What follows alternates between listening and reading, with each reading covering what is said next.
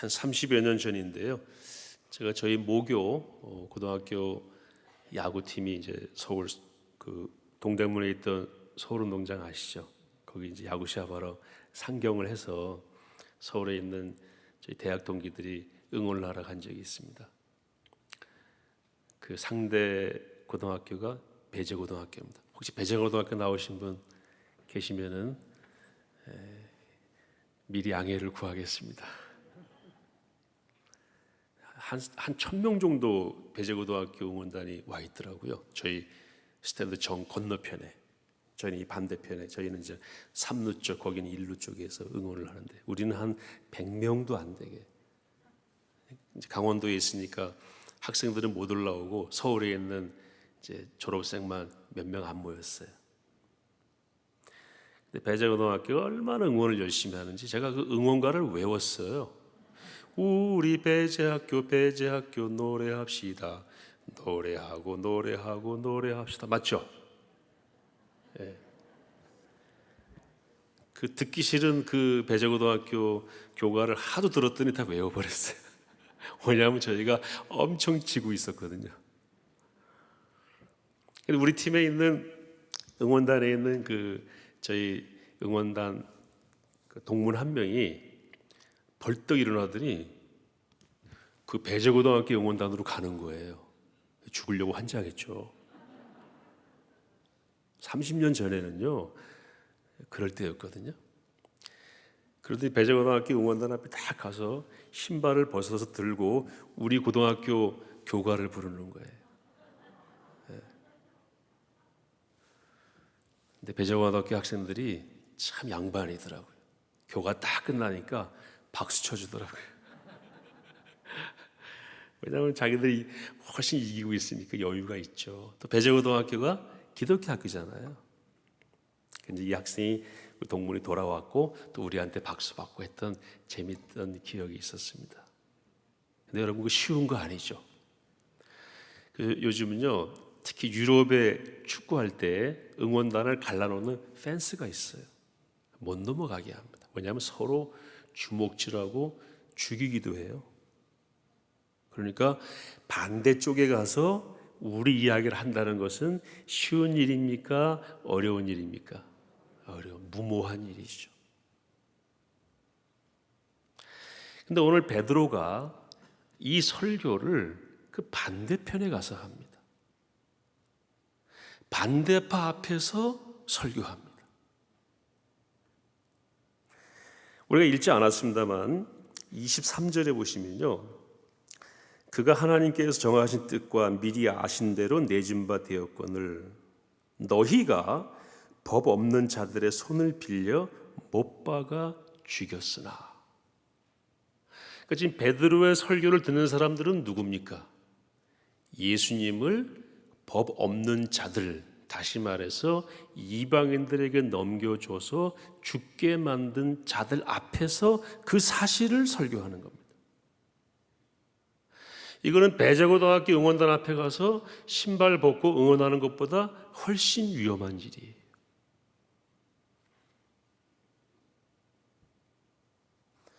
대통령 선거 끝났습니다마는 요즘 우리 문화가 잘 정착이 됐어요. 예컨대 A라고 하는 후보가 유세하면은 B라고 하는 후보를 지지하는 사람은 가지 않습니다. 그게 예의입니다. 거기 가서 야유하고 그러면은 그거는 시민의 자격이 없는 거죠. 후보도 마찬가지예요. 지지자들을 모아놓고 유세를 해야지 반대파들을 모아놓고 유세하는 것은 에너지 낭비죠. 그런데 베드로는 정면으로 예수를 죽인 자들 앞에 가서 너희가 잘했다 못했다. 너희가 어떻게 법 없는 자들 앞에 예언대로 오셔서 사역을 하신 예수님을 넘겨줘서 죽일 수가 있느냐? 너희가 죽였다. 그 설교를 지금 하고 있는 것이고, 우리가 읽은 말씀 36절에 보시면 한번 같이 읽겠습니다. 베드로의 마음을 한번 읽어보십시오. 시작. 그런즉 이스라엘 온 집은 확실히 알지니 너희가 십자가에 못 박은 이 예수를 하나님이 주와 그리스도가 되게 하셨느니라. 너희가 죽인 예수를 하나님이 살리셔서 주와 그리스도가 되게 하셨다. 누구한테 하는 설교라고요? 그 유대인들한테. 너희가 죽였다.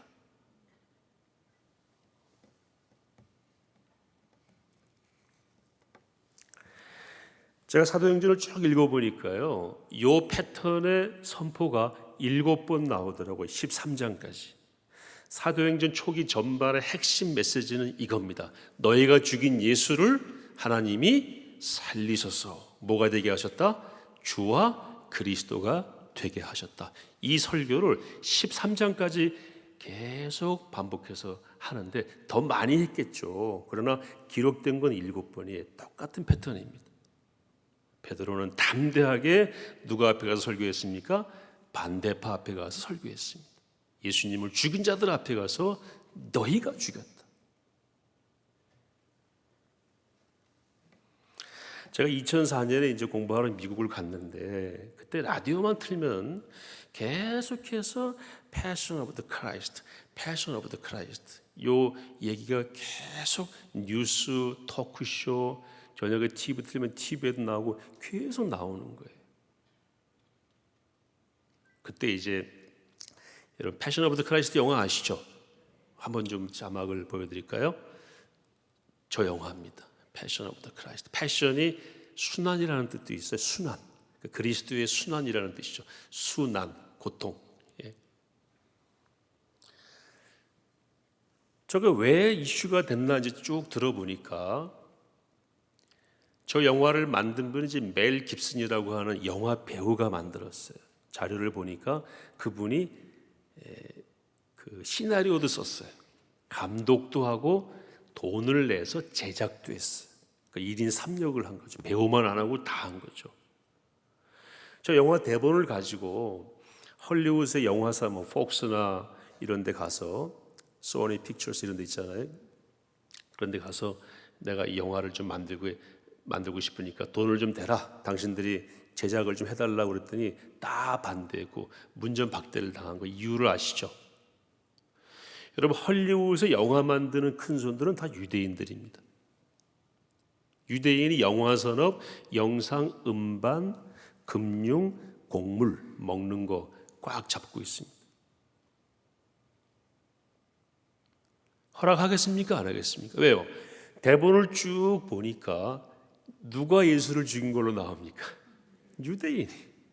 베드로가 한 설교를 사실은 그 앞에 가서 한 거예요. 멜 깁슨이. 해줄 리가 없죠.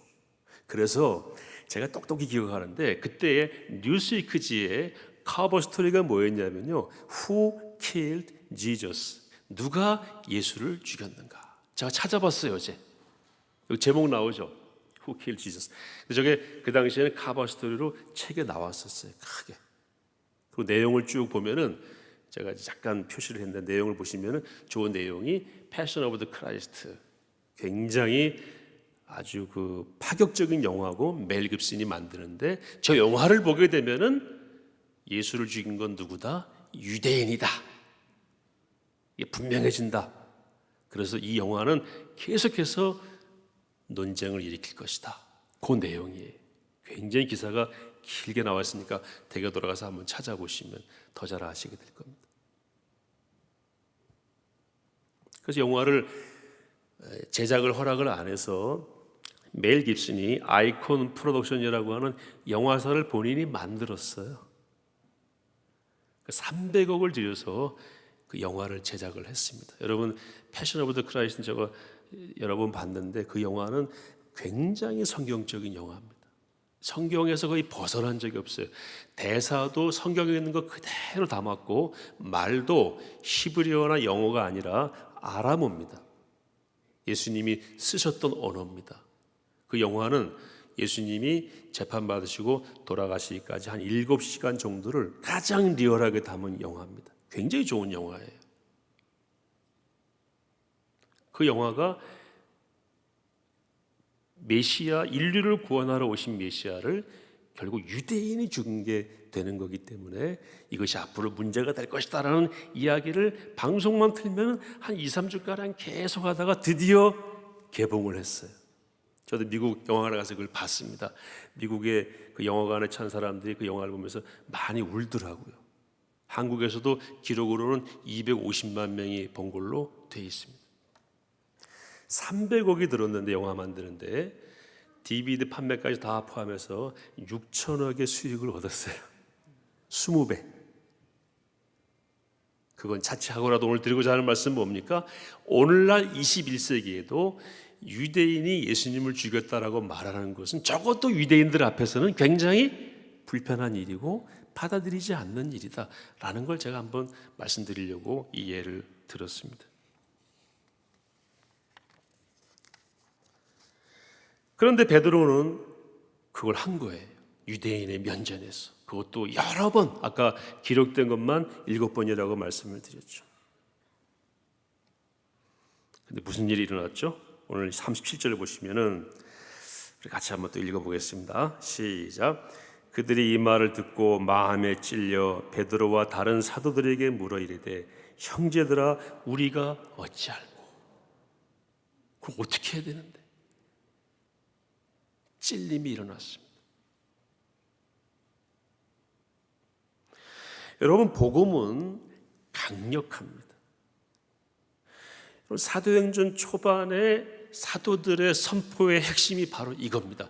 너희들이 죽인 예수를 하나님이 살리셔서 뭐가 되게 하셨다고요? 주와 그리스도가 되게 하셨다.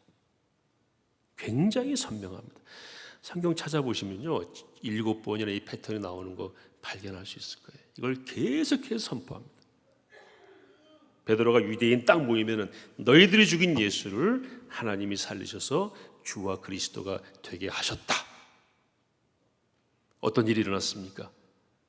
찔림이 일어나고 유대인들이 그럼 어떻게 해야 되는데? 여러분 복음을 전하면 찔림이 일어나는 게 맞습니까? 안 맞습니까? 제가 답을 알려드릴게요. 히브리서 4장 12절에 나와 있어요. 하나님 말씀은 살았고 운동력이 좌우에 나선 어떤 것보다도 예리하여 혼과 영과 및 관절과 골수를 찔러 쪼개기까지 하신다고 그랬어요. 그리고 마음의 생각과 뜻을 감찰하신다. 복음이 선포되면은요 다른 좋은 이야기하고 달리 우리를 후벼 파는 역사가 있게 되어 있습니다.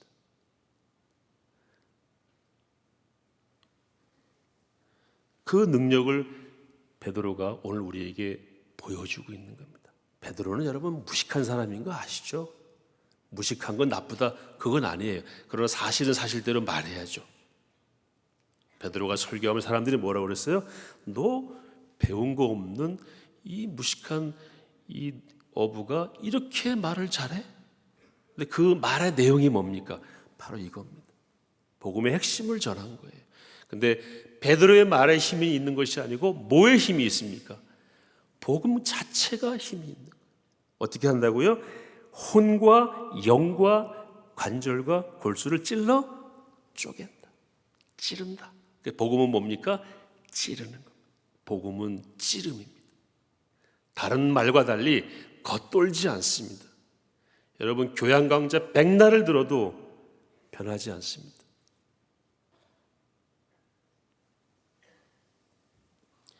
이제 마이크 펜스라고 하는 분이 이번 토요일 날 오신다고 하는 저도 굉장히 기대가 되고 그 자체가 사건이다 저는 그렇게 생각합니다. 왜냐하면 이분이 부통령 할 때 하신 연설을 제가 많이는 못 봤지만 쭉 봤어요. 아 이분은 정말 기독교인으로서 거듭난 분이고 생애 자체가 헌신된 분이다. 언젠가 기회에 대해 말씀드리겠습니다만 현재 미국의 민주주의는 바탕이 기독교예요. 기독교가 아니면 저런 민주주의가 나올 수가 없습니다. 대통령도 뭐라고 얘기합니까? 나는 임시직 고위공무원에 지나지 않는다. 주인은 누구다? 국민이다. 그전까지 유럽은 주인이 누구였어요? 왕이었습니다. 프랑스가 혁명한 이후에 왕이 없어지니까 극심한 혼란이 왔어요. 왜요? 질서가 깨져버렸으니까. 앙샹 내짐이라고 해서 구체제를 무너뜨렸는데 새로운 체제가 성립이 안 되고 프랑스는 지금까지 그 혼란 가운데 있다고 보시면 됩니다. 근데 그 프랑스의 법 철학자가 지금으로부터 200년 전에 미국을 방문해서 150년 전쯤 미국을 방문해서 기록한 미국 민주주의 역사를 이렇게 관찰한 내용을 보면은요, 그분이 감탄을 해요. 세상에 이런 나라는 본 적이 없다. 근데 가만히 따져보니까 그 바탕에는 뭐가 있더라? 기독교 정신이 있고 미국 교회가 있더라. 근데 그게 지금 많이 퇴색이 됐는데 정말 부통령 중에는 마지막 복음주의자라고 해도 과언이 아닐 정도로 마이크 펜스가 아주 훌륭한 신앙인이죠. 저는 그분이 하는 설교를 듣고 연설을 듣고요, 저게 설교인가 연설인가 할 정도로. 아버지가 중령으로 6.25에 참전했었죠.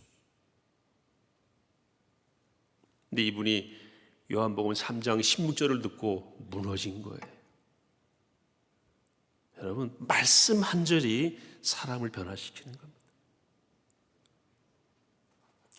그리고 아들 부시 대통령이 그 배우기도 많이 배웠지만 텍사스 주지사도 하고요, 텍사코라고 하는 정유회사도 운영했었고, 텍사스 레인저스라고 하는 야구단 구단주도 했었어요. 굉장히 능력 있는 사람이에요.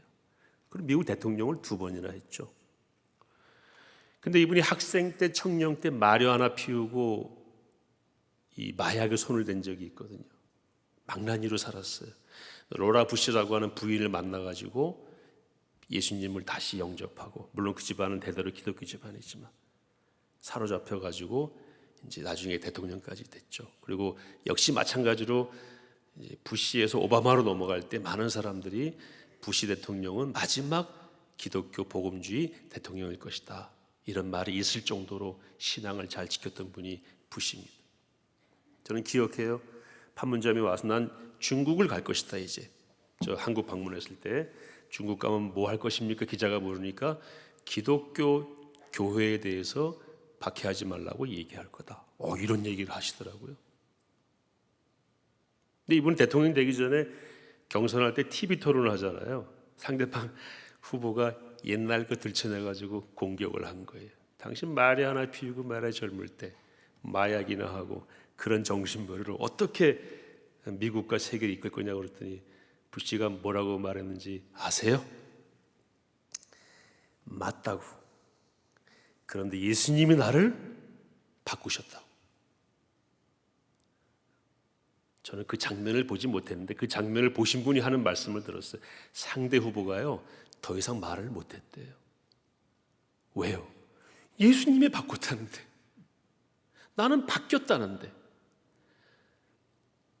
하나님 말씀이 나를 찔러 쪼개서 내가 새 사람이 됐다는데 뭐 어떻게 공격할 거예요? 제가 이분 관련된 일화를 이제 이명박 대통령이 쓰신 자서전을 회고록을 보다 보니까 재밌는 장면이 나오더라고요.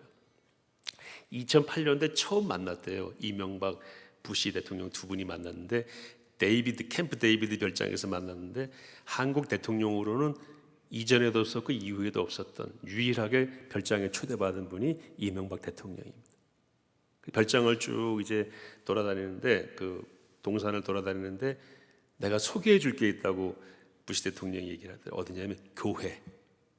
30명쯤 들어가는 자그마한 교회인데 아버지 부시 대통령이 그걸 지었다고. 성탄절에 모여서 우리가 가족 예배도 드리고, 그래서 교회 안으로 인도했고, 거기서 이제 앉으니까 우리 크리스천들 앉으면 기도하잖아요. 교회 가면 기도하는 모습을 부시 대통령이 본 거예요. 보고 저녁 공식 만찬할 때, 내가 아까 교회 소개했을 때 기도하는 걸 봤는데, 원래 대통령 공식 만찬에 종교적인 의례는 안 하게 돼 있지만 나도 크리스찬인데 내가 식사 기도를 하면 어떻겠냐고 먼저 제안을 했대요. 그 이명박 대통령이 Why not? 하시라고. 그래서 공식 만찬에서 거의 유례가 없이 이 부시 대통령이 외국 정상 앞에 식사 기도하고 식사했다는 그런 일화가 있더라고요. 뭐가 이렇게 바꾼 겁니까? 하나님의 말씀이 바꾼 겁니다. 하나님의 말씀 뭐가 있습니까? 능력이 있습니다. 뭐가 같습니까? 검과 같습니다. 어디를 찔러 쪼갭니까? 혼과 영, 관절, 골수 찔러 쪼개는 것이 하나님의 말씀인 것입니다. 전제가 있어요. 베드로가 이렇게 입만 가져가서 말한 것이 아니고 그 앞장에 어떤 일이 벌어집니까? 성령의 임재, 성령의 강력한 임재가 임해서 막 새로 뽑은 마띠아를 포함해서 모든 사도와 120명의 성도들이 마가의 다락방에서 오순절 성령 강림을 체험하잖아요. 대단했죠. 그래서 사람들이 뭐라고 막 말을 하는데 그 말이 나한테는 제대로 들리는 거예요. 이 사람은 방언을 하는데 내가 태어난 나라의 말로 그 말이 들리는 겁니다. 이해가 되는 거예요. 입에서 나오는 사운드는 내가 알 수 없는 말인데 내가 내 귀에 꽂혀서 이해되는 말은 내가 태어난 말로 들리는 거예요. 그래서 성경에 정확하게 나온 표현은 난 곳 방언으로, 내가 태어난 곳의 언어로 그게 해석이 돼서 들리는 거예요. 무슨 얘기냐면은 오순절이 되면은 유대인 남자애들이 다 이제 6월절부터 와서 예루살렘에 거하게 되는데 전 세계에 흩어졌던 유대인들이 오기 때문에 다른 말들을 쓰거든요. 그런데 방언이 터졌는데 이 방언은 알 수 없는 하늘의 언어인데 그 말들이 내가 태어나서 자란 아프리카에서 온 사람은 아프리카 말로 들리고 이런 놀라운 기적을 경험하게 됩니다. 그걸 외부 사람들 와서 보고 뭐라고 얘기합니까? 야, 너희들 보니까 전 난리인데 새 술에 취했구나. 술 얘기하니까 또 입에 침 도시는 분이 계실 텐데 여러분, 새 술은 좋은 술입니까? 나쁜 술입니까? 모르는 척 하지 마세요. 제가 알기로 새 술은 나쁜 술인데요. 맞죠? 에이, 다 아시면서 왜 그러세요? 술은 담궈서 오래 있어야 되잖아요. 새 술 먹었다는 말은 값싼 술 먹고 아주 값싸게 저렇게 취했다, 그런 의미가 녹아져 있는 것 같아요. 그러니까 너희가 새 술에 취했다 이렇게 얘기를 하는, 그 정도로 놀라운 뭐가 일어났습니까? 성령의 역사가 일어났습니다. 그러니까 그것에 기반해서 베드로가 하나님 말씀을 전할 때에 어떤 일이 일어났습니까? 반대파가 찔림이 일어난 거예요. 어찌할꼬. 그리고 그들이 찔리고 끝난 것이 아니라 돌아왔어요. 하루에 3,000명이나 신도가 되었다고 성경은 분명히 기록하고 있습니다. 오늘 제가 여러분과 함께 나누고 싶은 말씀은 이것입니다. 하나님의 말씀, 성령의 역사는 강력하다. 이 말씀은 지금도 누군가를 찌르고 쪼개시고 살리신다. 이 말씀이 선포되고 말씀을 볼 때에 나에게 찔림이 오는 것은 엄청난 축복이다. 하나님 나를 치유하시는 것이다. 그리고 내가 찔림받고 회복되고 치유받은 것만큼 또 다른 사람들에게도 이런 일이 일어날 수 있으므로 그것을 또 나누자 하는 것이 오늘 제가 드리고 싶은 말씀의 결론입니다. 베드로는 나가서 선포했어요. 누구든지 주의 이름을 부르는 자는 구원을 받으리라. 너희들이 죽인 예수를 하나님이 살리셔서 구원자가 되게 하셨다. 지금도 하나님 말씀을 들고 성령의 인도하심을 따라 우리가 살아가면은 저는 이와 같은 일이 일어난다고 믿습니다.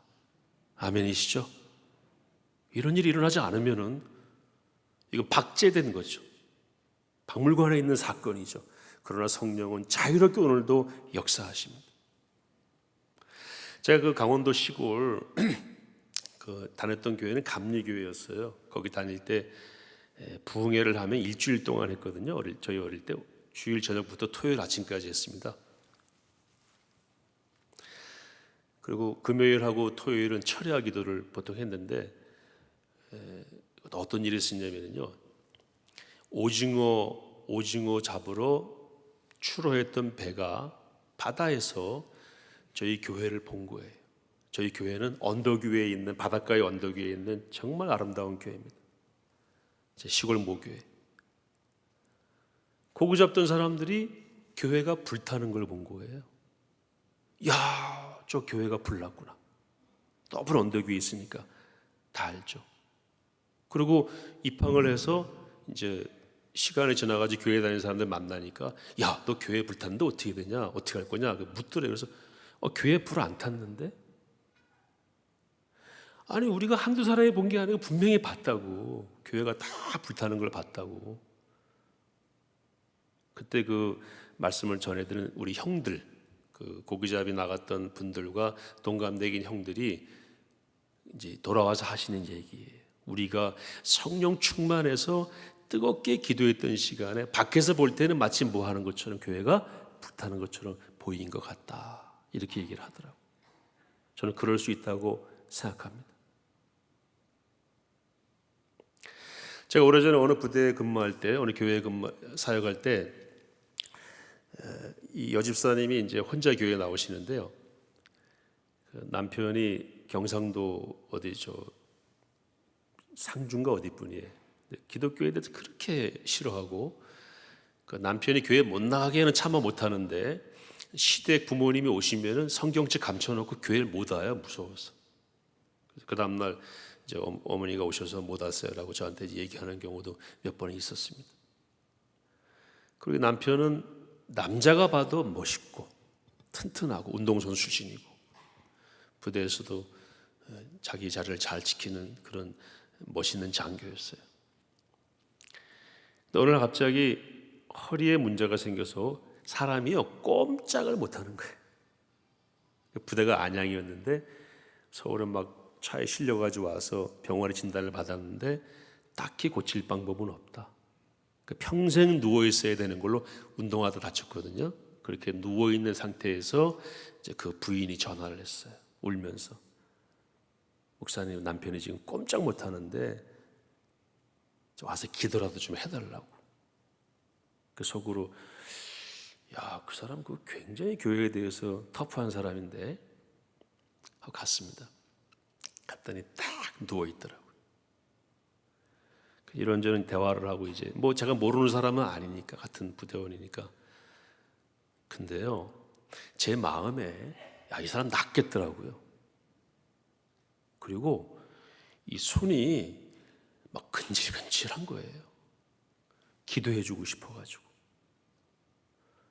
그래서 누우라고 그러고 허리에 손을 얹고 무슨 기도라고 그러죠? 그거? 안수 기도를 했어요. 제가 34살 땐가 그렇습니다. 기도가 제가 하는 게 아니고 기도가 나와요 그냥. 나중에 그 사람이 얘기하기를 자기는 한 2, 3일 누워있으면서 부인하고 아들 둘이 집을 잠깐 비우는 사이에 자살을 하려고 마음을 딱 먹고 있었대요. 왜냐하면 평생 불구로 가서 자녀와 아내에게 폐를 끼치느니 빨리 죽자. 그래서 봐뒀대요. 저기다 목을 매면 되겠다. 이제 겨우 일어나서 그거 하나는 해야 되겠다고 생각을 한 거죠. 나중에 그 얘기를 하더라고요. 근데 그 다음날 새벽에 새벽 기도에 나온 거예요, 이분이. 아니, 누워있는 분이 어떻게 나와요? 맨 앞자리에 앉아있는데요. 베드로가 한 설교를 듣고 돌아온 3,000명 중에 한 명처럼 다소곳이 앉아있더라고요.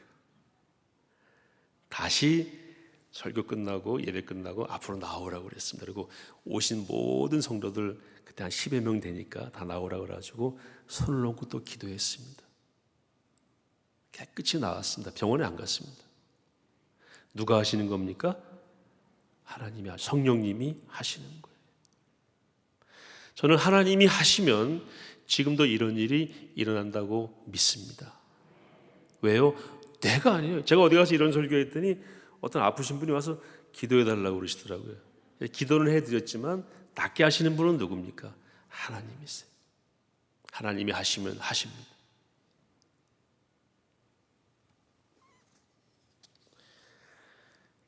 지금까지 그러고 나서 이제 교회 열심히 나와가지고 사람이 완전히 변해서 순한 양처럼 교회 일꾼도 되었고 또 군에서 진급이 안 될 연차가 많이 지났는데 진급도 하고 해서 부대에서 표상이 된 적이 있습니다. 하나님이 그렇게 그 형제를 쓰시는 걸 봤습니다. 성령의 역사는 지금도 있습니다. 성령의 찌름은 아프지 않습니다. 성령의 찌름은 살림입니다. 살리는 찔림입니다. 다락방 하시다가 말씀에 찔리면은 감사하셔야 됩니다. 그리고 성도들끼리 교제하는데 누가 어떤 간증을 할 때 내가 찔리는 게 있으면 기분 나빠하시면 됩니까? 안 됩니까? 안 됩니다. 감사해 하셔야 돼. 찔림이 있어야 가능성이 있는 신자입니다. 많이 찔림이 있을수록 성령께서 우리를 많이 훑으시는 거예요. 많이 새롭게 하시는 것입니다. 다락방마다 교제할 때마다 예배할 때마다 말씀 볼 때마다 설교 드릴 때마다 거룩한 찔림으로 살림을 경험하시기를 축복합니다.